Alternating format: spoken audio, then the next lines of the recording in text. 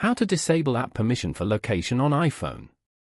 To get started, first of all, go ahead and open up the Settings application. Then, scroll down to select Privacy and Security option from the menu as shown. Now, select Location Services from the top.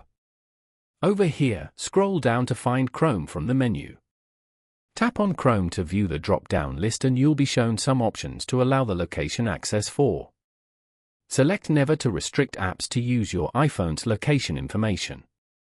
Now, you have changed the permission from while using the app to never. Thus, your phone's apps are completely prevented from using location services and will be unable to access your location data. Following these steps, you can easily disable app permissions for location on iPhone.